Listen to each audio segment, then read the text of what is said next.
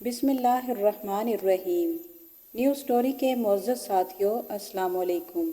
ناظرین، کیا آپ کو معلوم ہے کہ فرعون کی لاش پر ہر سال چوہے کیوں چھوڑے جاتے ہیں؟ کیا فرعون کے بال اور ناخن بڑھتے ہیں؟ فرعون کے پانی میں غرق ہونے کے بعد فرعون کی لاش کب، کیسے اور کہاں سے ملی؟ فرعون تو مر چکا تھا، تو پھر اس کا پاسپورٹ کیوں تیار کیا گیا؟ ناظرین، مصر کے میوزیم میں رکھی ہوئی فرعون کی یہ لاش، کیا یہ اسی فرعون کی لاش ہے جو حضرت موسیٰ علیہ السلام کے زمانے کا فرعون تھا اور جس پر اللہ تعالیٰ کا غضب نازل ہوا؟ فرعون کی لاش کے متعلق قرآن پاک میں اللہ تعالیٰ نے کیا ارشاد فرمایا؟ اور خدائی کا دعویٰ کرنے والے فرعون کو اللہ پاک نے رہتی دنیا کے تمام لوگوں کے لیے عبرت کا نشان بنا دیا۔ ناظرین، فرعون کی ممی پر تحقیق کرنے والے سائنسدان کو اللہ رب العزت نے ہدایت کا راستہ دکھایا اور وہ پکار اٹھا کہ اللہ کا دین سچا ہے، وہی رب ہے جو وحدہ لا شریک ہے۔ ناظرین، آج کی ویڈیو میں ہم آپ کو فرعون کے پانی میں غرق ہونے اور اس کی ممی سے متعلق مکمل تفصیل سے آگاہ کریں گے۔ ویڈیو میں آگے بڑھنے سے قبل آپ سے درخواست ہے، اگر آپ چینل پر نئے ہیں تو ہمارے چینل کو ضرور سبسکرائب کر لیں تاکہ ہماری تمام تر ویڈیوز کا نوٹیفیکیشن آپ کو ملتا رہے۔ ناظرین، سن 1891 سے قبل کوئی شخص بھی یہ نہیں جانتا تھا کہ خدائی کا دعویٰ کرنے والے فرعون کی لاش کا کیا ہوا تھا اور اس کی باقیات اگر موجود ہیں تو کہاں موجود ہیں۔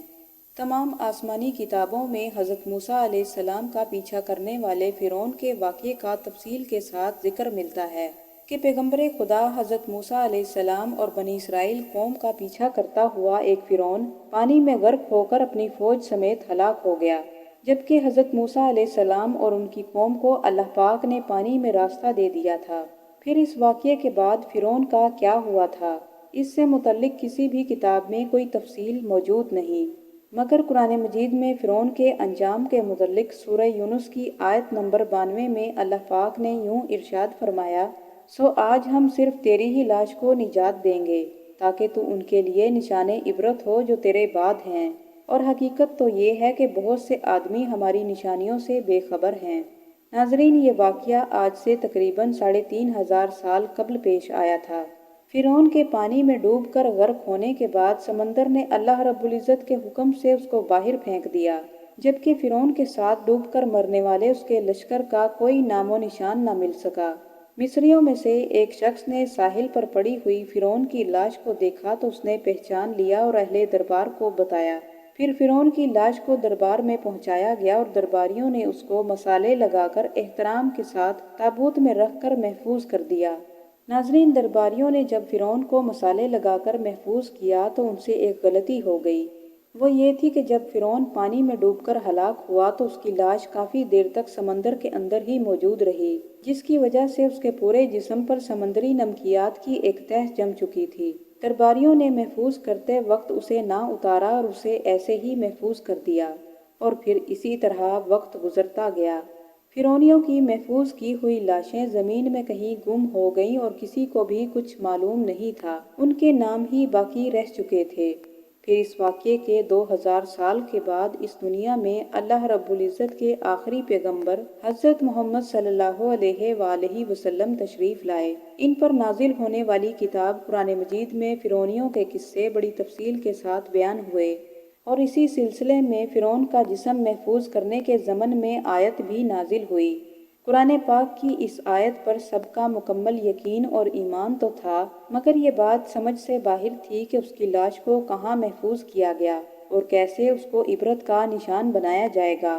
ناظرین، پھر سن 1871 میں مصر کے ایک شہر الگورنیا سے تعلق رکھنے والے احمد عبد الرسول، جو ایک غریب اور معمولی چور تھا، اسے فرعونیوں کی محفوظ کی ہوئی لاشوں تک جانے کا ایک خفیہ راستہ مل گیا۔ ناظرین، احمد عبد الرسول نوادرات چوری کر کے بیچا کرتا تھا۔ وہ نوادرات چوری کرنے کے لیے جگہ کھود رہا تھا، اسی دوران اسے کچھ لوگوں نے دیکھ لیا اور پکڑ کر پولیس کے حوالے کر دیا۔ وہ جس جگہ کو کھود رہا تھا وہاں سے ملنے والے راستے کی جب مسلسل کھدائی کی گئی تو سن 1891 میں دوسری ممیوں کے ساتھ اس غرق ہونے والے فرعون کی لاش بھی مل گئی۔ اس کے کفن پر سینے کے مقام پر اس کا نام لکھا ہوا تھا۔ ان ممیوں کو ماہرین قاہرہ لے گئے۔ اور ان کا جائزہ لینے کے بعد فرعون کی ممی پر نمکیات کی تہ سے تصدیق ہو گئی کہ یہ وہی فرعون تھا جس پر اللہ تعالیٰ کا غضب نازل ہوا اور وہ پانی میں غرق ہو کر ہلاک ہوا۔ ناظرین، یہ دنیا کی تاریخ کا بہت بڑا واقعہ تھا۔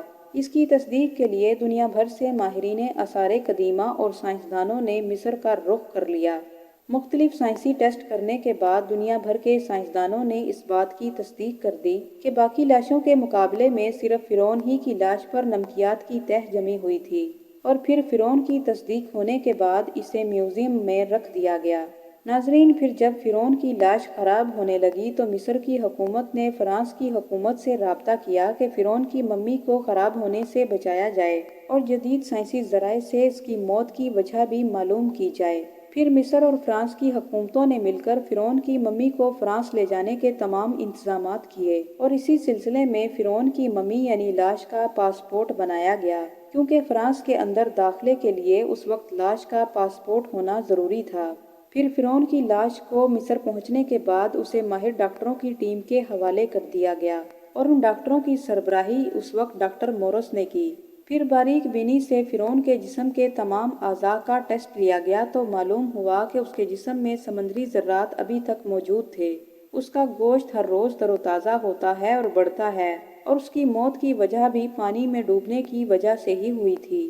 ایک بادشاہ کی موت پانی میں ڈوب کر ہو جائے، یہ بات ڈاکٹر مورس کے لیے بہت حیران کن تھی۔ پھر اس نے فرعون کی ممی کے بارے میں مزید جاننے میں بہت دلچسپی لی۔ پھر جب اسے معلوم ہوا کہ فرعون کے ڈوب کر مرنے کی تفصیل مسلمانوں کے آخر الزماں حضرت محمد صلی اللہ علیہ وآلہ وسلم پر نازل ہونے والی کتاب قرآن مجید میں تفصیل کے ساتھ موجود ہے، اسے معلوم تھا کہ فرعون کی لاش جہاں سے ملی ہے وہ بھی ایک اسلامی ملک تھا، لہٰذا اس کا تجسس بڑھتا گیا، اور وہ اسی سلسلے میں مصر پہنچا۔ پھر اس نے مصر میں ایک سائنسدان کے ساتھ ملاقات کی جس نے ڈاکٹر مورس کو قرآن پاک کی سورہ یونس کی آیت نمبر 90 سے 92 تک کا ترجمہ لفظ بلفظ سنایا۔ فرعون کا خدائی کا دعویٰ کرنا اور پانی میں ڈوب کر مرنا، پھر پانی سے نکال کر اس کی لاش کا محفوظ ہو جانا، اور پھر دوبارہ لاش کا مل جانا اور اس کی لاش کا جدید سائنسی دور میں محفوظ کیا جانا، ان سب کا اشارہ ایک ہی جانب تھا۔ یہ اللہ رب العزت کی شان اور اسی کا مقام و مرتبہ ہے کہ اس نے فرعون جس نے خدائی کا دعویٰ کیا تھا کی لاش کو قیامت تک کے تمام لوگوں کے لیے عبرت کا نشان بنا دیا۔ فرعون وہ واحد شخص ہے جس کی لاش پر گوشت تر و تازہ ہے اور اس کے بال اور اس کے ناخن بھی بڑھتے ہیں، بلکہ اس کی لاش پر گوشت بھی بڑھتا ہے، اور پھر ہر سال 15 مارچ کو میوزیم میں رکھے ہوئے چوہے اس کے جسم پر چھوڑے جاتے ہیں جو اس کے جسم پر بڑا ہوا گوشت کھا جاتے ہیں، اور پھر ڈریسنگ کرنے کے بعد فرعون کی لاش کو دوبارہ شیشے میں رکھ دیا جاتا ہے۔ فرعون کو اللہ پاک نے رہتی دنیا کے تمام لوگوں کے لیے عبرت کا نشان بنا دیا۔ ناظرین، پھر تحقیق کرنے والے ڈاکٹر مورس نے جب قرآن پاک کی آیات کا ترجمہ سنا تو وہ بے اختیار بول اٹھا، اللہ سچا ہے اور قرآن پاک سچا ہے، اور اس کے نبی حضرت محمد صلی اللہ علیہ وآلہ وسلم اللہ کے سچے رسول ہیں۔ پھر اس نے کلمہ پڑھا اور مسلمان ہو گیا۔ سبحان اللہ۔